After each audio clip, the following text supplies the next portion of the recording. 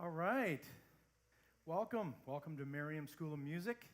My name is Tim Connolly, and I'm a professional drummer. And I've been playing drums for 52 years. I've been teaching for almost 40 years. And my whole life has been music and drums. I've had the privilege, and I'm going to talk about my teachers a lot. So much so that you're going to get to know these teachers very well. And the reason is, I always pay homage to how much time I spent with them. Not just learning to play drums, but developing relationships with them where I could turn to them if I needed help in other aspects of my life. And I became very close to some of my drum teachers. Now, I've had many teachers. I've studied in different places in the world. I actually went to Cuba and studied with some Cuban drummers. I went to music school here in Canada and in the US, and I studied with some really, really fantastic teachers, and they gave me a real deep understanding of music and drumming.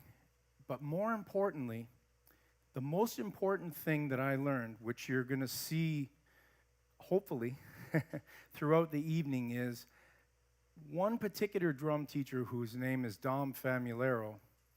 He taught me to be a much better person and reflect that in the way that I play and my teaching. So my goal here tonight is not only to educate, but to excite.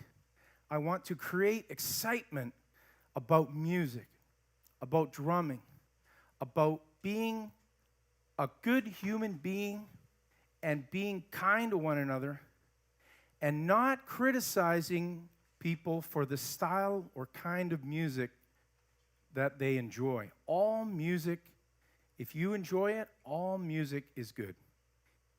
People say, I hate that song. Somebody else says, I love that song. It's all in your interpretation and how you feel and what music does to you and what music does to your soul. So this is going to be not just an educational experience for all of us, including me. It's also going to be an experience where I'm going to try and create excitement among all of you, whether you're a drummer or you're a parent. I want to see the excitement for the music. And don't be afraid to ask questions anytime throughout. The only time is when I'm actually playing. So if I'm playing, wait till I'm done playing, and then we're going to take the questions. Now, I'm actually not going to do a ton of playing, to be totally honest. I would rather do more teaching than playing. It's a clinic/masterclass. Has anyone ever been to a clinic or a masterclass or both before? Raise your hand. Nobody. Okay. Well, sort of. There's one girl here who gave me the, what does that mean? What does this mean?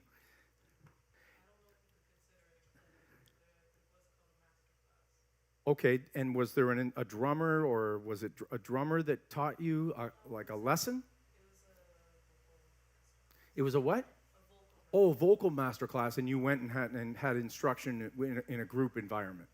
Okay, so you've been to a masterclass before. Okay, well, basically a masterclass is, as you can see, a group of people, there's an instructor, and we are going to learn about drumming and some music. I'm not going to be playing with any backing tracks for copyright reasons. Because this is being live streamed, and hello to anyone that's watching this live streaming, I can't play songs because it's going to get dinged for a copyright. So it's just going to be specifically drums. There's no copyright on drum grooves. So I can play any groove I want. I can play anything on the drum kit, even if I'm imitating a song, but I can't play along with music where there's a melody because you get dinged for a copyright, and then they ask you to pull it down. And Merriam doesn't want to have these pulled down, and I don't want to get a copyright and have it pulled down either. So the first thing we are going to do, Now I notice, some of you are my students. I see a couple of my students here. And I'm not going to embarrass and start pointing people out, but I see a couple of my students here, so you're going to know some of this stuff is going to be old hat, but at the same time as being old hat, it's something that you want to repeat over and over. It's lifetime. So you could say, oh, I already know how to do this. Truth is, you might know how to do it, but you've got to keep practicing. It's a lifetime of practicing if you're going to keep playing this instrument. Okay? So the first thing we're going to do is holding the sticks. Now, I need to know sort of the levels that I'm dealing with. Is there anyone here that is absolutely a beginner drummer that has never played? Just one. Okay. Is there anyone here that is not currently actively taking lessons? One person here. Okay. So, and another person. Okay. So the majority are actively taking lessons and are involved in music. Is anyone playing in a band? You're playing in a band. Is it a school band or friends, or what kind of a band is it? Friends, okay. And you play drums? Oh, you don't, you're in the band, but you're not the drummer. Okay, that's cool. Okay, yes. School band, okay, awesome. Most people, teenagers, they're either in bands with their friends, school band, or church band. Those are the most common things. Sometimes, like at Merriam, we offer a program for all these students that attend can play in bands. And we have 3 levels of bands here. We have a beginner, an intermediate, and an advanced band. And I hear the bands rehearsing quite often, and there's some great bands. And these kids and adults, there's an adult band too, they're having so much fun. And that's what we're going to do today. We're going to have fun. That's the most important thing about music, is engaging and having fun, okay? So let's learn how to hold the drumsticks, and then we're going to get on the pad, we're going to get on the drum kit. Now, there are going to be some times through the evening where I'm going to say, does anyone want to come up here with me? We're a team, we're together in this, and try and play something that we're doing in the clinic. There's no obligation. I can feel this. The heart's starting to beat. Oh, no, you don't have to. If you don't want to, you don't have to. But if you put your hand up, you're in it, and it's you and me together, okay? Don't feel embarrassed. One thing that people don't understand when they're playing in front of an audience is 99% of the audience is on your team. They want you to succeed. They don't want to see you fail. They don't want to see you make mistakes, whatever. But at the same time, if you do make mistakes or you're not exactly getting the thing correctly immediately, they're forgiving. That's the way most people are in terms of playing in a student-type band. Now, if you're paying $500 and you're going to see a huge name band, you expect them to play their songs well. So that's a different situation, okay? All right, holding the sticks. So I want all the students to put your hand out like this. And I'm going to tell you, this is super important. Put the stick across your hand, and it's going to sit in this part of your hand right here, the fleshy part of your palm, okay? That's where the tail end of the stick is going to sit. Then the upper part of the stick here in the middle, which is known as the fulcrum position, is where it's going to sit on the second knuckle, and then your thumb sits right over it, so you look like this. Then your fingers come. This finger stays out of the way. And I'll explain when we get to the pad why that is. Now, where did I learn this? Dom Famulero taught me this. Who taught Dom? Buddy Rich. Is there anyone here that's never heard of Buddy Rich? Okay, that's fine. Buddy Rich was the greatest drummer of all time, in my opinion, and in millions of other drummers' opinion. Buddy was absolutely incredible. And Buddy taught Dom in the back room. It's called the green room. It's still called that to this day. When you're playing a gig where the band stays, it's normally called the green room. So Buddy is in the green room, and Buddy was friends with Dom's teacher. And they were war buddies. They were in the army together, and Dom's teacher saved Buddy's life. So they were very close friends. So he made arrangements for Buddy to teach Dom. So every single time Buddy came to New York, Dom lived in New York, he lived in Long Island, but every single time he would get a lesson with Buddy Rich. And that is like, it's like getting a lesson with Wayne Gretzky or, anyone that's amazing in their field. He's the best. So imagine getting a lesson from the best. It's incredible. So what he showed Dom, now we are going to do, okay? So, all right, so let's get at the pad here, everybody. You're going to sit up straight, holding the sticks like the way I just showed you in both hands. And what I want you to do is put the sticks on the pad in this position. This is called the German position. Okay? In this German position, it looks like this. And you're sitting up straight, and ergonomically, you're not doing any of this. You're sitting up straight. Your arms are relaxed. And you're in this position here with your arms. And you're nice and loose. As Dom Famularo would say, tension is the enemy of movement. So we want to be really, really loose in our movements. That's what creates speed. Not tension and trying to muscle your way through. It's all about being loose and creating a bounce. So that's the first thing we're going to do. From this German position, I want you to come up, and you're going to be in the top position. This is called the Freestroke. We're going to learn now. Now, the Freestroke, as you'll see on the sheet, has 3 different positions. This is the top position. It's called the full stroke position. And then there's a middle position and a low position. They're all the same in terms of the bounce, but the top position is the one I'm going to focus on the most. So from here, you're going to throw the stick down, and in one motion, allow the stick to bounce back up.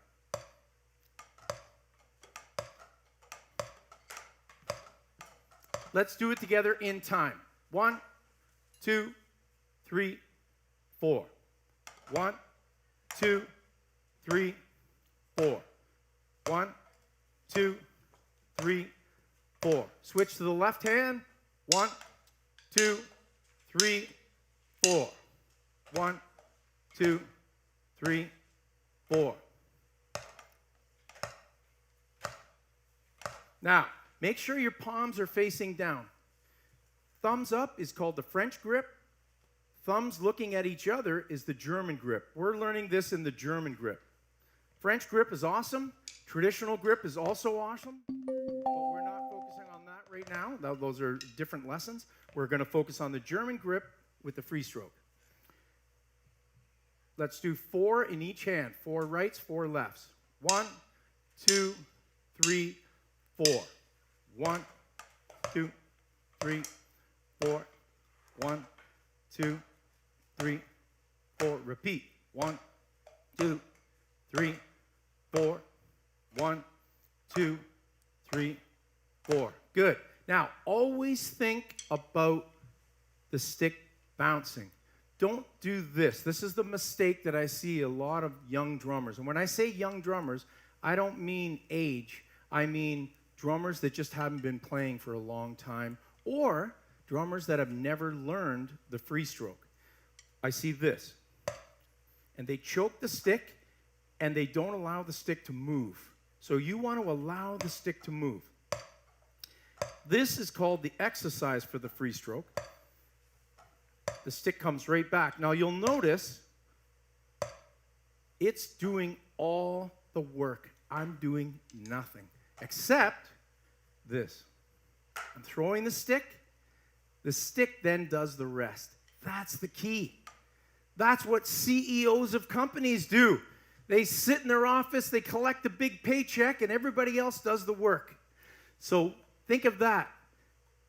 The stick is doing your work, and you're the CEO. Okay? Now, the free stroke, exercise for the free stroke, the stick comes right back and it sits in your hand like that. Now, the reason that this stroke is so important, this is what Buddy Rich actually taught Dom, was the exercise for the free stroke. The reason that this is so important is because drumming is based on circular movements. So if we throw the stick down, we let it come back, if we let it go, it should spin off in a circle. That's what we're aiming for. If the stick just dies, you're not hitting the drum properly. You're not throwing the stick properly. You want to make sure you get that circular motion. Now, obviously, we don't want the stick to fly out of her hand and fly away from us.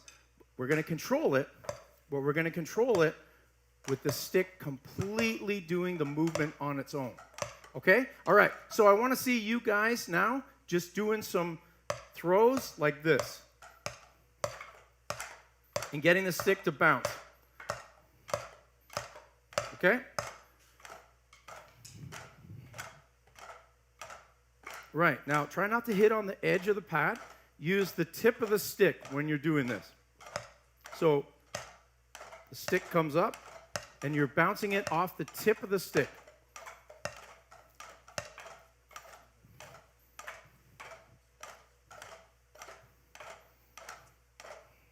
Now, in all fairness, I can see a couple of my students here, and they're doing it really well. But in all fairness, they're my students, and we've been working on this a lot. To most of you, this is going to be new, but that's okay. That's okay. This is an awesome technique. Now, let's speed it up a little bit. We're going to do some single strokes, still getting that bounce. We're going to play eighth notes. 1 and 2 and 3 and 4 and everybody 2 and 3 and 4 and 1, 2, 3, 4, 1 and 2 and 3 and 4 and.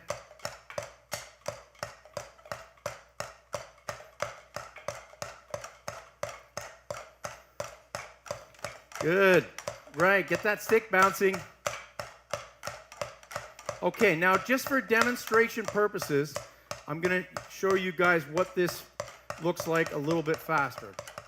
And watch my hands, my arms, and how the sticks continuously bounce at all tempos. And I can order a sandwich doing this. Relaxed. There's no tension. I'm talking to you guys. I'm breathing. But I'm able to do this continuously. And the reason is I'm allowing the sticks to do the work for me. I can't say that enough. Do you guys understand what I mean by that? Does anyone have a question if they don't understand what I say? The sticks do the work. Everybody understands that? Okay, good. Now, when we're doing those singles and we're speeding up and we want to add an accent, we're going to turn to something that's known as the Moeller stroke. Now, the Moeller stroke was invented by a man named Augustus Moeller. He learned it by watching Civil War drummers back in 1860s. And basically, back in those days, drums were used to march soldiers into battle a lot in the United States and England and places like that. In Africa, they were used for music, but in the United States at that time, drums weren't really used particularly for music at that time. It evolved into that, but in the Civil War time, the drummer would play like this. And that's where this grip came from, which is called traditional grip, which we're not going to talk about today, but it was originally traditional grip. So the drummers are playing like this, and to create loud drumming, the drummers had to really whip. The stroke had to be a whip to be able to hit that drum effectively. So Augustus saw this, and he developed this technique. Now, he taught a man by the name of Jim Chapin, who I also had the privilege of meeting and having a lesson with at one point many, many years ago. And Jim, what he did was he took Augustus's ideas and adapted them to playing on a drum pad and then on the drum kit. So, the whipping motion of the Moeller stroke, again from the German position, when you're doing this stroke, a lot of people ask me, how tightly do I hold the sticks when I'm doing this? Because we're trying to create power. Well, the answer that I asked the same question to Jim Chapin. Here's what he said. He said, pretend like you have a small bird in your hand. If you hold the sticks too tightly, you're going to crush the bird. If you hold the sticks too loosely, the bird's going to fly away. So there has to be middle ground in terms of how you're gripping. Now, I understand that, and I agree with Jim, but I personally took it a step a little bit further. You want to be really loose in your grip so that the stick can do the rebound of the free stroke. So I took the Moeller stroke, but I also combined it with the free stroke to create a bouncing stroke. Okay? So I'm doing this. That's without the free stroke. There's adding the free stroke. So the Moeller stroke is a whipping motion. So everybody put the stick on your pad like this.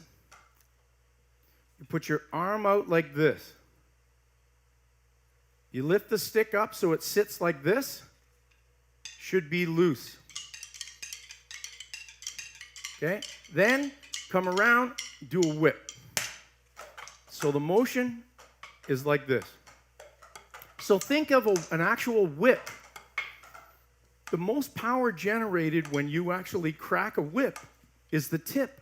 So that's what Jim Chapin came up with. This idea of creating power with a whipping motion. So there's no strain on your body. A lot of drummers, they try and hammer the drums and play really loud. If you learn the Moeller stroke, you don't have to do that. The Moeller stroke will naturally create volume, okay? So let's do a grouping of 3. This is called the Moeller threes. You're going to go Moeller, tap, tap, Moeller, tap, tap. Everybody, Moeller, tap, tap, Moeller, tap, tap, Moeller, tap, tap. Right, so that whip, right. Right, now don't keep your arm up. You want to do the whipping motion. You've almost got it, but don't turn your hand like that, like so that your palm is facing that way. You're going to stay in the German position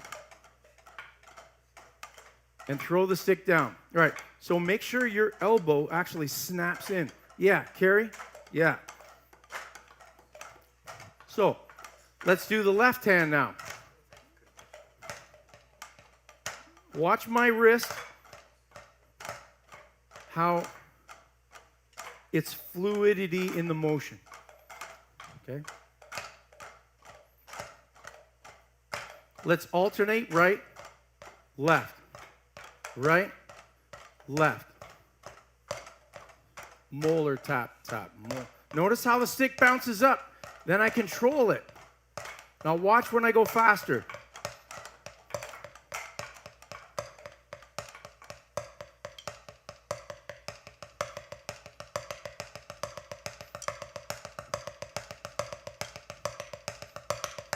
You see that motion? Believe it or not, once you get the Moeller technique, you will be doing that all the time. So when I'm playing,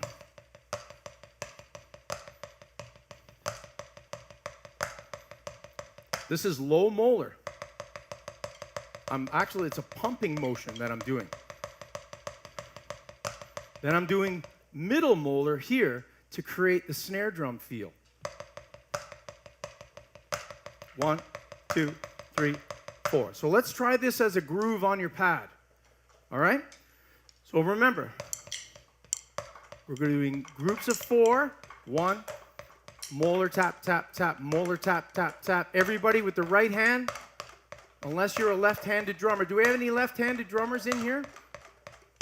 No? Okay. I guess I'm the only one. I'm a lefty and a righty. I originally started out as a left-handed drummer. My drum teacher forced me to play right-handed. He basically got tired. This is a right-handed setup. A left-handed setup, everything would be opposite. He got tired of switching the drums around, so he said, you got to learn how to play right-handed. So I was 10 years old. I just said, okay. All right, so let's do it as a groove now. 1, 2, 3, 4. 1, 2. Moeller, 4. 1, 2, 3, 4. More. 2, 3, 4. Okay, now the third step in these 3 techniques. Now, this is a crash course. If you're actually studying with me, we go into depth. We spend a lot of time. And the reason is because honestly, I thought I was a good drummer until I learned these techniques. And then I realized the fundamentals just weren't there. I never learned this when I was young, as the majority of the drummers here. So it's been my mission as a drum teacher to give you the absolute fundamentals that you'll carry on for your whole life. Once you learn the Freestroke, the Moeller, and then the Billy Gladstone finger technique, you will play drums using all 3 of these your whole life. So it's really important to understand this. Now, the Billy Gladstone technique relies on the bounce. So in the fulcrum position, holding the stick like this, I'm allowing the stick to bounce. It's very loose. I'm barely gripping the stick. Then I replace the bounces with my fingers. So if you can see my hand, you'll see my fingers are taking those free stroke bounces and or Moeller stroke bounces. You can use either one, carrying on the stroke. The fingers are doing this, okay? Any questions about that? All right, I'm going to give you an exercise that was given to me. And my students know this story, but I showed up for my lesson. It was my first lesson with this teacher. He's a very famous jazz drummer and legend, so it was like whatever he tells me to do, he tells me to jump out the window, I'm jumping. That was my attitude. I just did whatever I was told. So this exercise I'm going to give you, he didn't explain to me why I was doing it. He just said, do this. What? What is this? I didn't realize it's the Billy Gladstone finger exercise to allow you to create speed on the drums when you're later actually applying this to drum kit. So everybody, pretend like you got sticks in your fingers, like this. We're gonna do this rhythmically. So I'm gonna do 8 of these. 1, 2, 3, 4, 5, 6, 7, 8. We're gonna do them fast. I'm gonna count 1, 2, etc., etc. Let's see if you can last. You're gonna be shocked at how difficult this is. We're gonna go to 10 to start. Ready? 1, 2, 3, 4. 1, 2, 3. Up like this. 4, 5, 6, 7, 8, 9, 10. Shake it out. Does anyone think that was easy? It was hot. What'd you say? It was hot. Yes. Did you say hot or hard? Hot. Oh. Because it's making me warm. You should see these lights. The lights are warm. So we're going to do it again. Ready? 1, 2, 3, 4. 1, 2, 3, 4. 5, 6, 7, 8, 9, 10. Very good. Now you should feel it right in here and in here, but not in a bad way. It's like, this is like bodybuilding for drummers.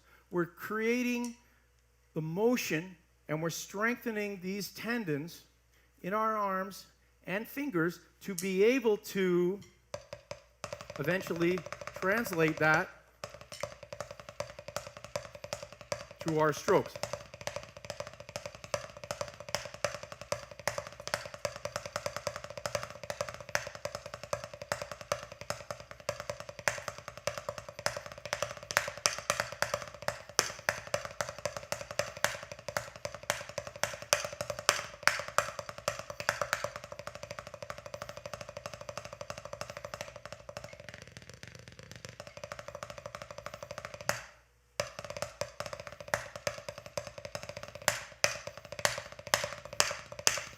So you see the free strokes in there? Where I'm allowing the sticks to bounce. And then when I'm creating an accent, like playing a paradiddle, it's a Moeller stroke. Then when I'm doing 30-second notes, for example, these are all Billy Gladstone finger techniques. So I don't even have to think about it, they just happen. So I'm not playing, I'm on the drum kit, say I'm playing a show, I'm not sitting there going, oh, look at me, I'm doing the Moeller technique. Oh, now I'm doing the Billy Gladstone finger technique. I'm not thinking about that. It all happens naturally. So we have to do something that's called developing muscle memory. Does anyone know what muscle memory means? Yes.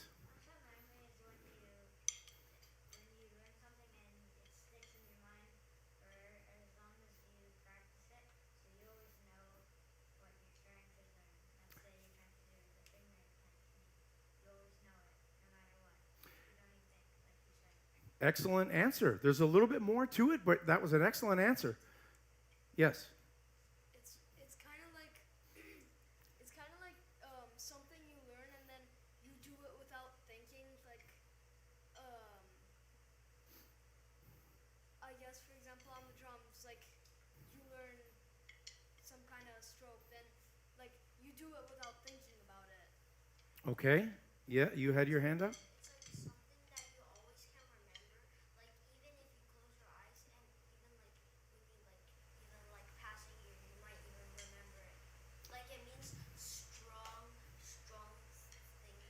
Right, right. All good answers. Muscle memory, you're creating movements in your body that you have to train your body to remember the movements. Once you have the movements, you forget it. So it's remember, train, forget. Remember, train, forget. That's how we develop muscle memory. Because, for example, when you're walking, you're not thinking right, left, left. You just do it. You're not thinking about it.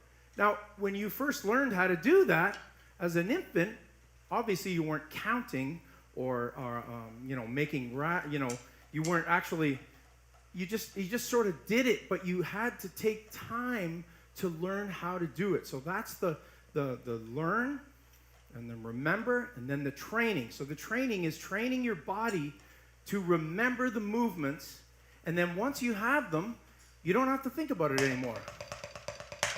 They just happen. Okay? All right, so we're going to do a Billy Gladstone exercise now. What we're going to do is we're going to let the stick bounce, but you're going to pull it with your fingers. So it's 8 on each side. We're going to count it like this. 1 E and a, 2 E and a, 16th notes. 1, 2 E and a, 3 E and a, 4 E and a, right E and a, left E and a, right E and a. Remember, it's all fingers.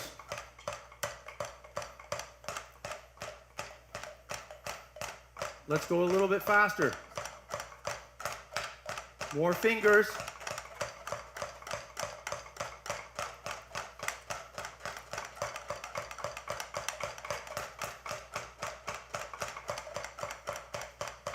All right, now we're going to do one more exercise. Now I'm going to get to the drum kit a little bit.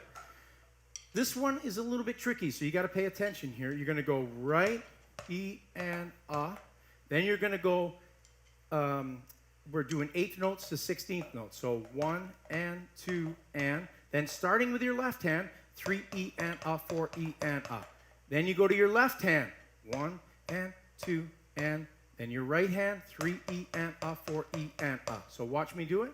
1, 2 and 3 E and A, 4 E and A. 1 and 2 and 3 E and A, 4 E and A.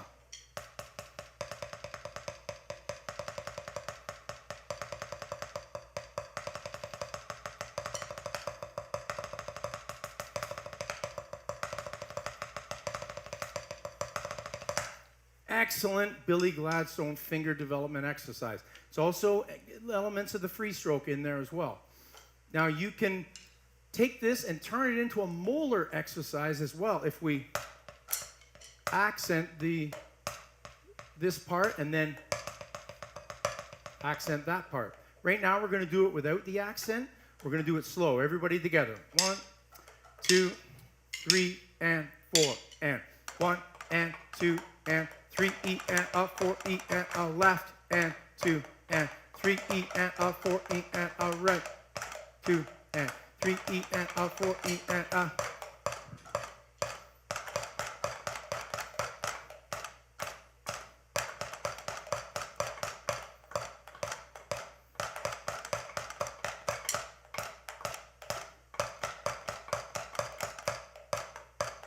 Now, I'm not going to do the whole exercise, but you can also do this in larger groups. So that was a group of 1, essentially. We're doing each one of those 1 time. You can do it 2 times.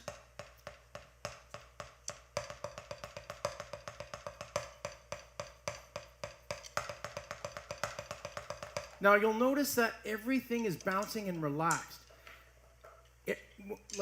You need to actually train yourself to make your hands loose.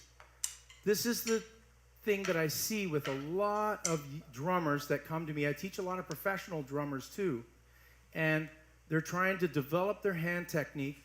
All of them are tense. The tension also goes through the body. So I developed my own technique called the liquid effect. The liquid effect trains you to be loose in all of your movements when you're on the drums. So when I'm playing the drums, as you'll see in a second when I go to play, my body is loose. My limbs are loose. There's no tension.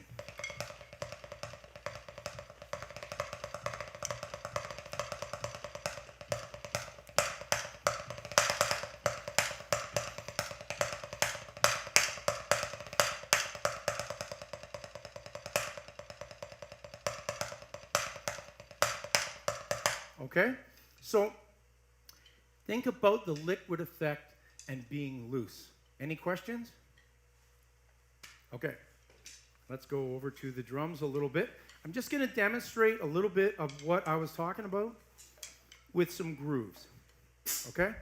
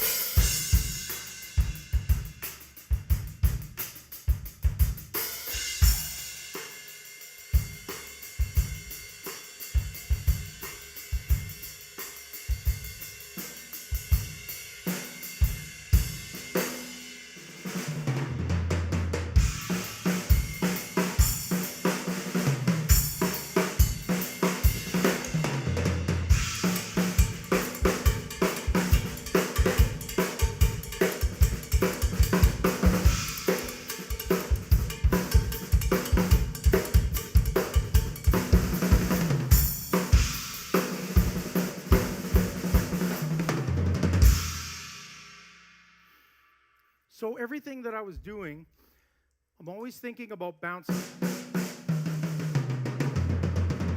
Even on the cowbell. The sticks are always bouncing. Now, there are times when you want the bounces to be low. So let's say I'm playing a groove like Rosanna by Toto.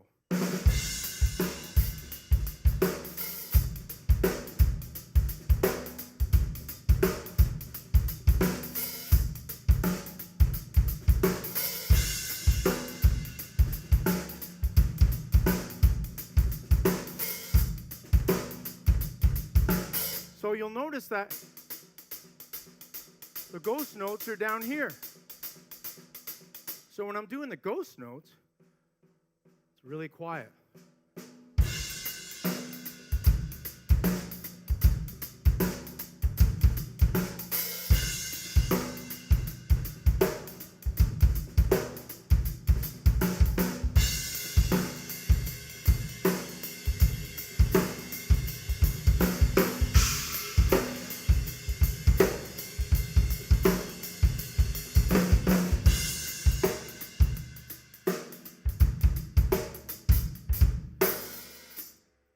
So sometimes you're going to play low to the drum. Sometimes you're going to be playing high to the drum. Okay? Now, I mentioned earlier, does anyone want to come up and try playing a Freestroke style groove on the kit? So, what you're going to do is, nothing fancy. Boots and cats. My students know what that means. But notice how Freestroke.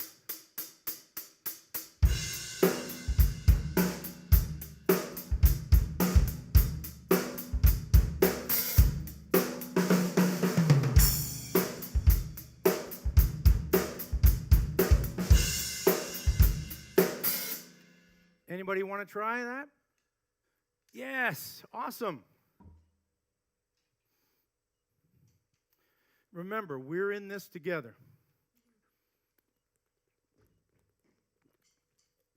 Let's give him a round of applause for this brave young man. Awesome. All right, so remember, getting that stick to bounce. All right? Go ahead.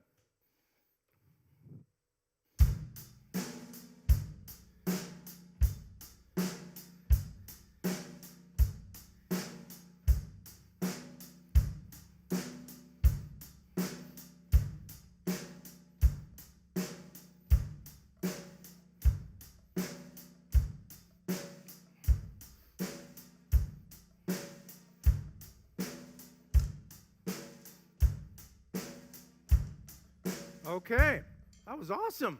Way to go. Way to go, Kuzi. Way to go, man.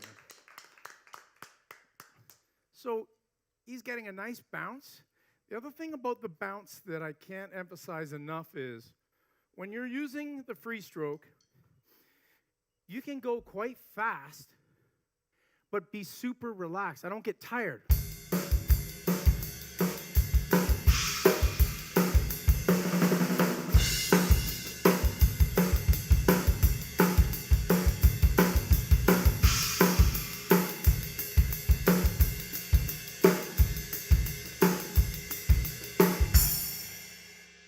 All right, so that leads us to Brazilian influence baio pop grooves.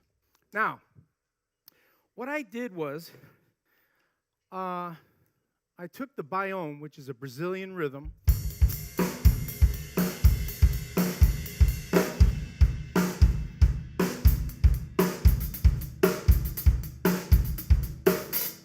and I decided instead of teaching you the traditional Brazilian rhythm, I decided to show you how it's used in pop music.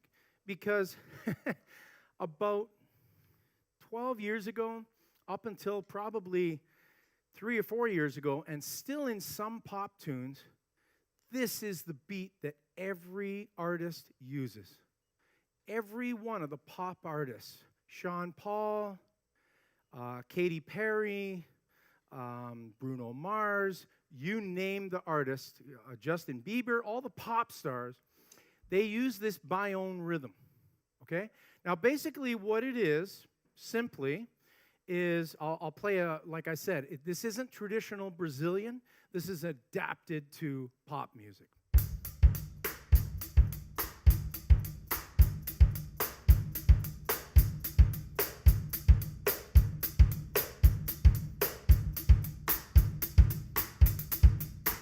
So if you look on your sheet, the first one, you've got 1, 2, and 3, 4, and you got eighth notes on the hi-hat. 1 and 2 and 3 and 4 and the bass drum is playing the baio rhythm. Traditional rhythm is this.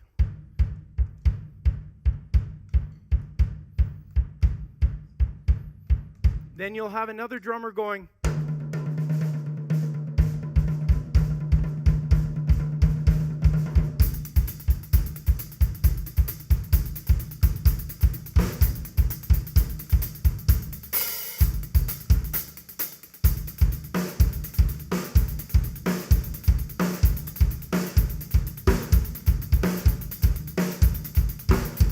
Okay, that's a more traditional Brazilian baio. The pop version that we're going to learn, number 1, counting is 1 and 2 and 3 and 4 and 1 and 2 and 3 and 4 and. Now,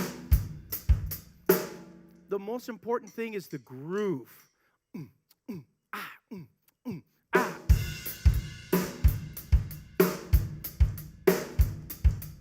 So that's the first one. Second one funks it up a little bit by adding some 16th notes that are slightly swung. They're not completely straight. Because in this rhythm, you can hear it. It doesn't sound like a typical straight rhythm where you would play.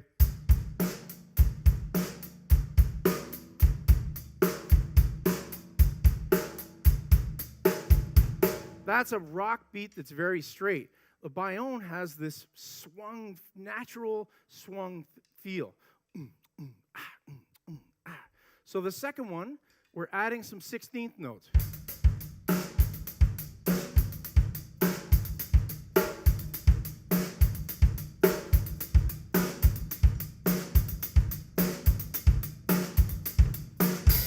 The third one is very similar, but it's a more syncopated feel.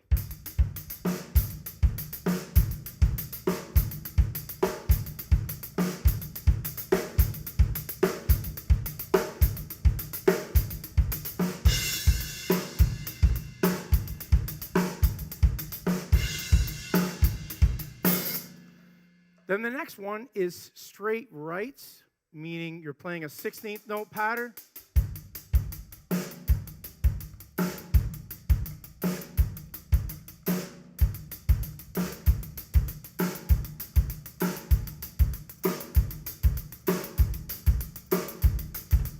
Now, how am I able to play that tempo?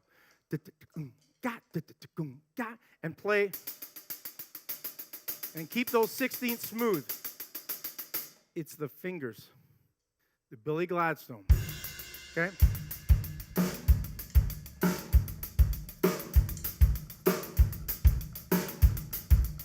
Now, if you get yourself into a situation where you have to play that a little bit faster, then we go to the last one, which is hand-to-hand.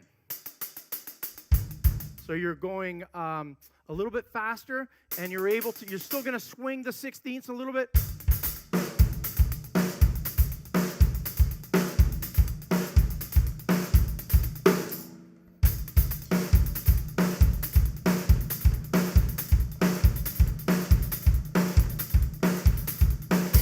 Now, from that, I didn't write these out, but we have the calypso beat. The calypso beat it's from the islands like Jamaica and Bahamas and stuff like that, but it's the sister of the baio because it's like this.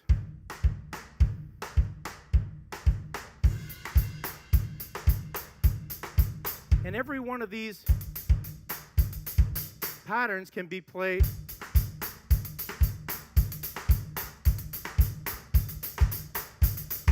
in the calypso feel, right? So the calypso feel is usually played quite quickly. So we usually use number 5 for the calypso. So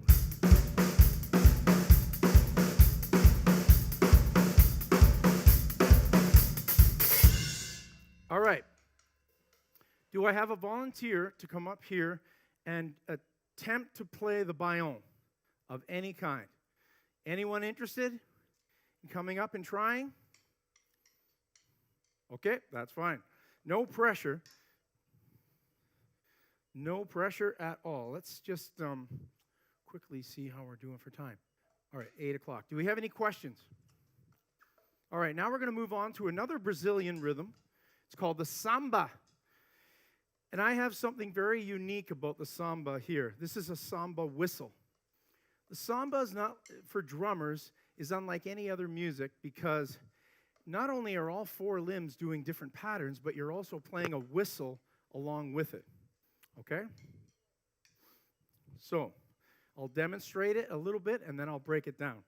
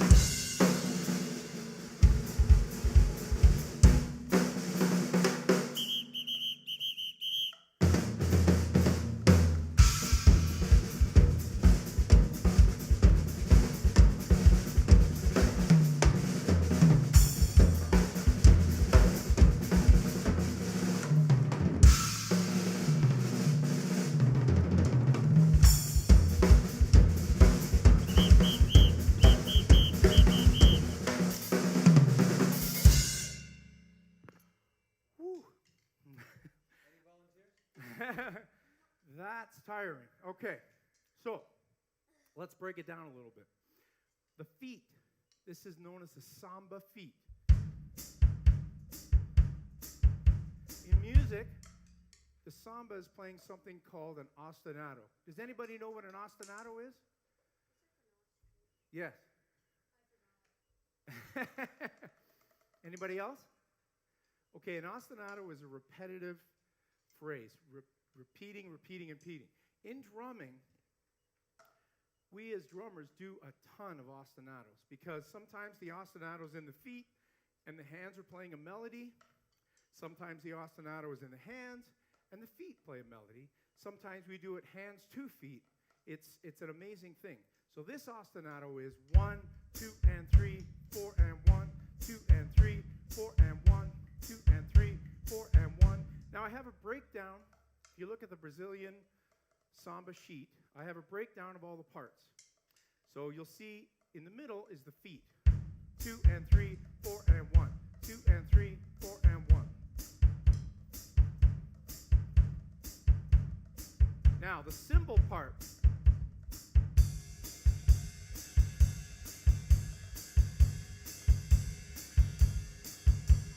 The left hand is playing something known as the Brazilian clave.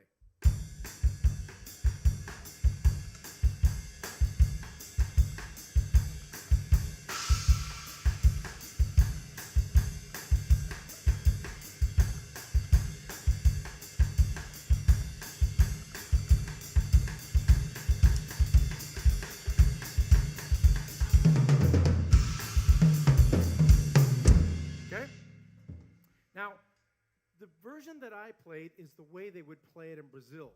This is the Americanized jazz way to play it like this.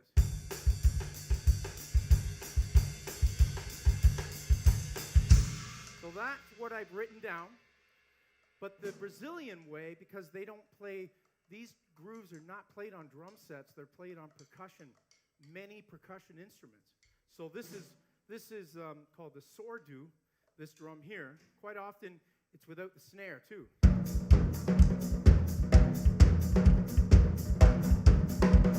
So that rhythm, got,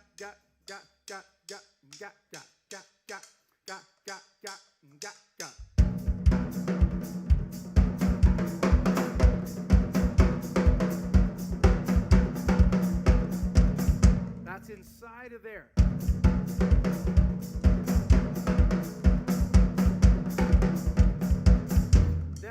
Then I assign parts of that clave pattern to the floor tom.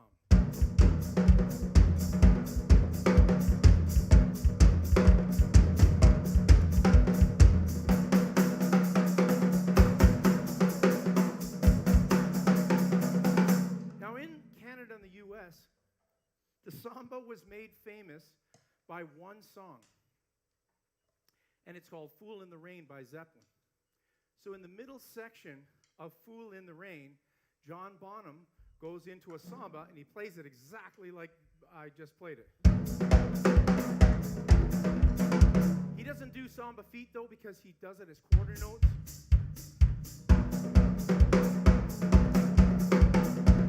And he does it with the snare on.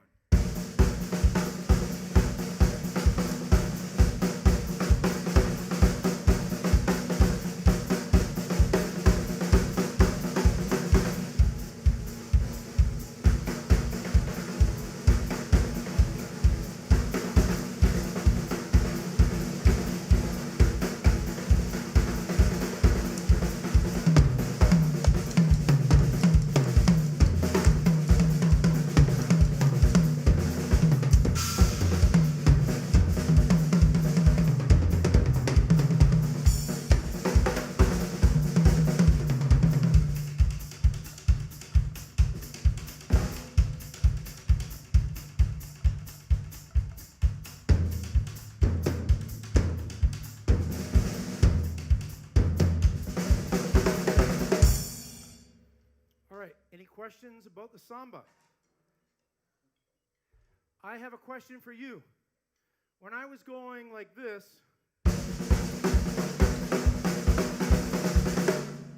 what technique was I using to push those accents out? Yes. Would you say the yes, the molar.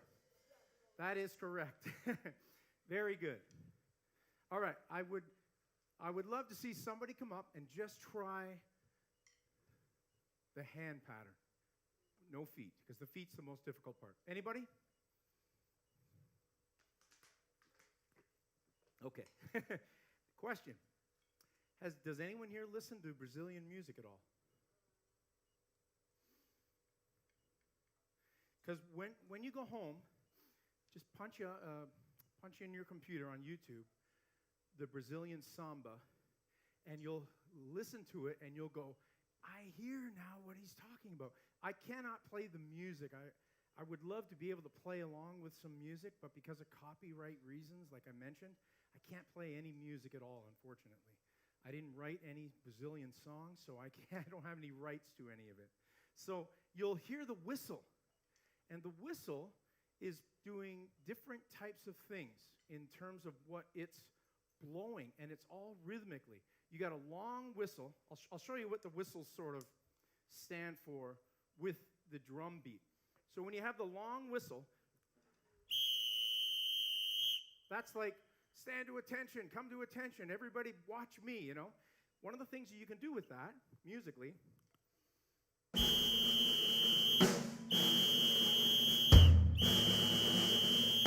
okay, then you do what's called call and response.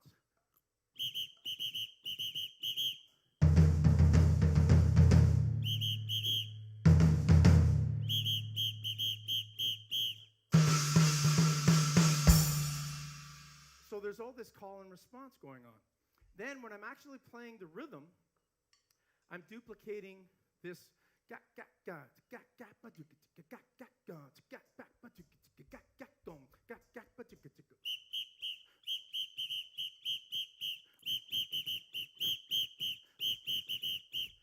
against that.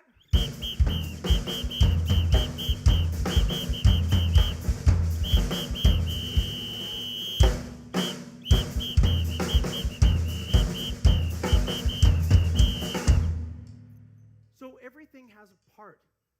It's very difficult to learn this, but I wanted to show you guys because it's different, it's new. Has anyone ever seen this before? Is this new to everybody here? That's great because that's what I wanted. I wanted something where when I talked to Amy, who is a fantastic lady and a fantastic organizer, and I have to thank her incredibly because I love doing these clinics. I really do enjoy playing and teaching, and drumming has been my life. And I'm sure you can feel the energy and the passion. And I've always been like this, but it was Dom Famulero when I would take lessons with him. This guy would get so excited. He was like a 5-year-old on Christmas morning every single time I was around him. Now, the first few times I was around him, honestly, I thought it was an act. Whoops. Whoa. I actually thought it was an act. And I thought, there's no way this guy can maintain this kind of energy, this kind of happiness and excitement. But I came to know him. I've known him for 16 years. I was just at his birthday party in August. Sadly, passed away in September. And it still affects me to talk about it because, like I said, I was very close to him. And my students who study with me know how close I was with Dom, how much I learned from him, and how much I realized that he never put on any airs. He was who he was. This man was an incredible human being. And he said to me, I talked to him 3 days before he died, and he told me to carry on his legacy, to carry on music, getting people excited about music. So there's more into these clinics for me than just getting up here and showing you guys some drum grooves, and maybe you learn something, maybe you don't. That's not what it's about for me. For me, it really, truly comes from the heart that I do this because it's my destiny to do this, and Dom wanted me to do this. He told me that I was his, and I remember he said, "You're my best student in Canada." And I said, you say that to all your students. But no, he actually said that I was his best student in Canada. And the reason wasn't necessarily drumming. Obviously, drumming played into it. But Dom would come to Canada. He's from the U.S. He would do clinics here. He would do masterclasses, exactly what I'm doing here. He would hire me to help him. So there'd be, I remember one clinic, 200 people showed up at the Masterclass, which is an unheard of number at the Masterclass. A clinic, yes. I remember seeing Dom do 1,000 people at a clinic. But actually, his biggest was 7,500 in China, but I wasn't there. But that was his largest group. But when he would do these, I would come with him, and I would walk around amongst the students, and I would help them with their Moeller, with their Freestroke, with their Billy Gladstone. Sometimes there was a drum kit, and sometimes there wasn't. Mostly it was just like this, a pad. Dom would be on the stage. There'd be a giant screen. Everybody could see him. He'd be doing his thing on the stage, and then I would go around, and I would assist the students. So, you know, it was such a thrill for me to do this with such an incredible drummer and human being. And I want everybody to go on YouTube and look up Dom Famulero.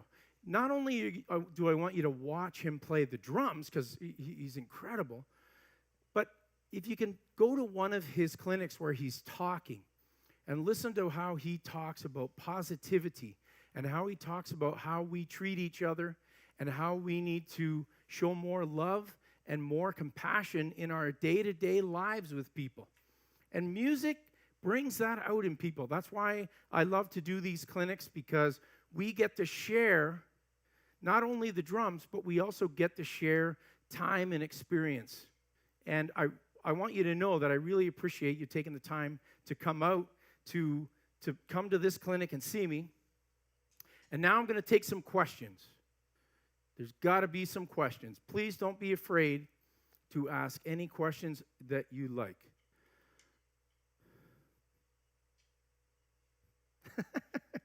Tough group. No questions? All right. Anybody want to come up and play? Play anything. You don't have to play that samba. You can just play. Kuze? No thanks. No? Anybody else? All right. All right. Let's move on a little bit then. We're going to learn another Afro Cuban groove, which is called the Songo. Now, I also had a great fortune when I went to music school originally here in Canada. I wanted to go to Humber because Humber has an incredible music program. And the reason I wanted to go there was because of a teacher by the name, he's a Venezuelan, his name was Memo Acevedo. Incredible world-class jazz Latin drummer, the best. And I wanted to study with him. I found out when I was going through and I got accepted to the school that he had moved to New York. And he was teaching at the Drummers Collective in New York City, which is the premier drum school in the world. So I decided to go to Mohawk instead. So after I finished Mohawk, I seeked out and found out that Memo was still teaching in New York. So I immediately decided to apply and go to New York and study with Memo. I got accepted into the school, which blew my mind because the audition was absolutely incredible. I couldn't believe how complex it was. But anyways, I got in and I studied with Memo. And so I learned how to play Afro Cuban rhythms, which is very unique. And most people here in Canada don't really, and the United States, except for in certain pocket areas in the United States, they don't really understand how great this music is. So I'm going to play you a songo, and then we're going to break it down.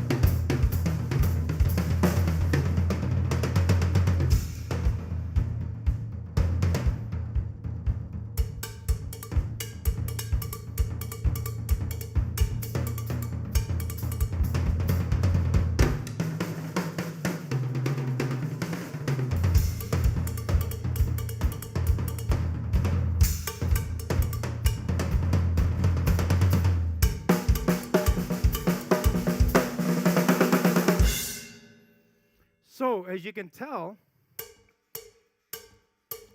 that's your fundamental part of the beat.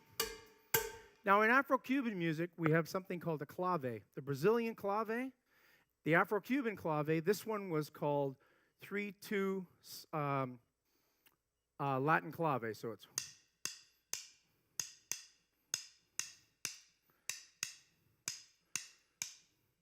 So when I was playing those...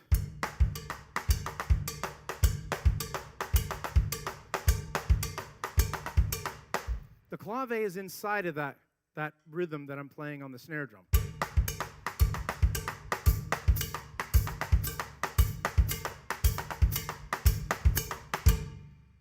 Now, that clave can also be reversed and play 2-3, but for the purposes of this particular groove, we're going to stick to 3-2. So I'm going to get everybody to play 3-2 clave. Copy.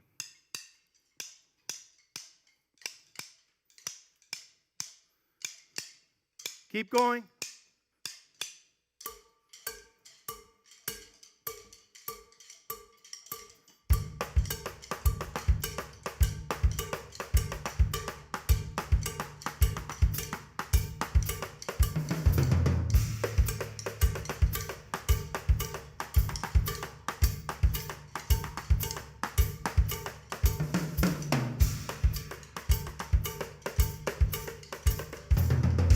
All right, now, did everybody keep that rhythm? That is the equivalent of the quarter note in pop music or rock music. In rock music, everything circles around that quarter note. 1, 2, 3, 4. So I'm going to play a rock beat. Everybody click their sticks as quarter notes. 1, 2, 3, 4.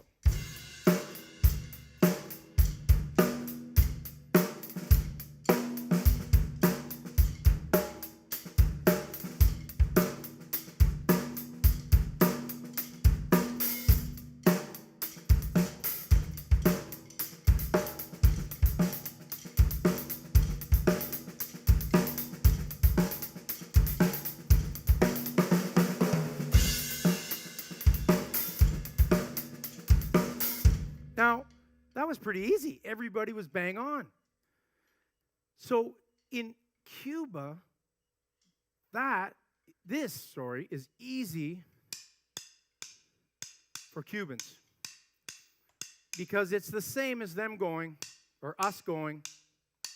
Let's do the 3-2 again. Let's hear everybody. I want to hear, make sure everybody's right.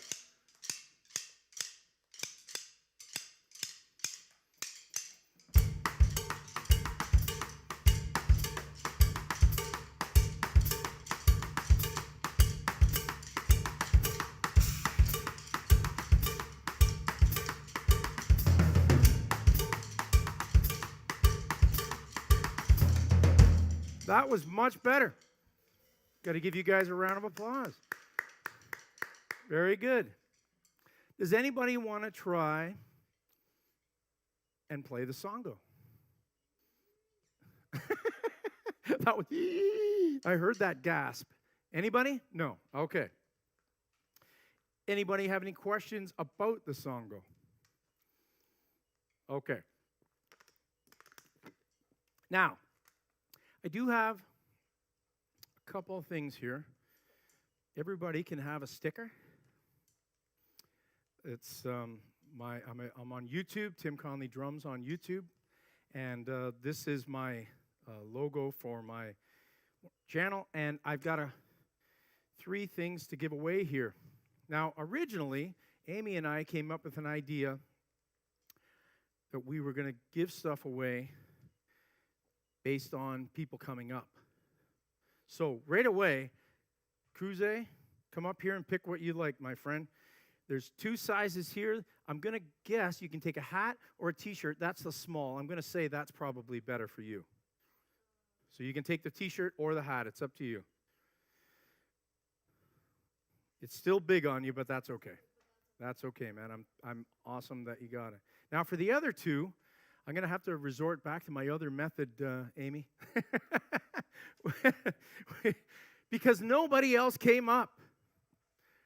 So that was my secret, that if you came up, you were going to get a prize. But I didn't want to tell you that because I didn't want to use that as the complete motivator. Oh, I want the shirt, so I'm going to go up. I actually wanted you to come up because you really wanted to play. All right. Now, what I'm going to do is I'm just going to close my eyes, and I'm going to go down the list because I have everybody's name here. And whoever I get to, they get to pick. And then I'll do it again, and that person just gets the remainder prize. Oh, take a sticker too, Jose. Sorry. Okay, so drum roll, please.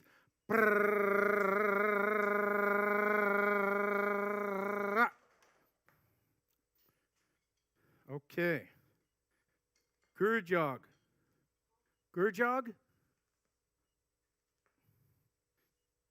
Not here. Gurjog. Gurjog. All right, do it again. Jake DeBorka. Jake? All right, Jake, yes. Come on up, Jake. How are you doing, Jake? Good. Awesome, man. Take a hat or a T-shirt, whichever you prefer. The T-shirt's an extra large. Or a large. And a sticker, yes. Sorry, that's a large. Sorry, not an extra large. The hat, okay. Last one. Hopefully somebody's here. I'm trying to see here. Okay. Dwight, Pandy? Dwight? Nope. All right. Do it again. Try not to. Jackson Pala. Jackson? Yes. It's large. Dad might have to wear it, but it's a large T-shirt. You might not be able to wear it for a little while, but that's okay. All right, now, everybody else come up and just grab yourself a sticker. And if you didn't get the sheets, please grab the sheets. And I want to thank everybody for coming out tonight and taking the time to come to Merriam. It's a fantastic school. There's band opportunities here. There's some really fantastic teachers here. And I'm just thrilled to be part of the family here. So I want to thank everybody and have a great night.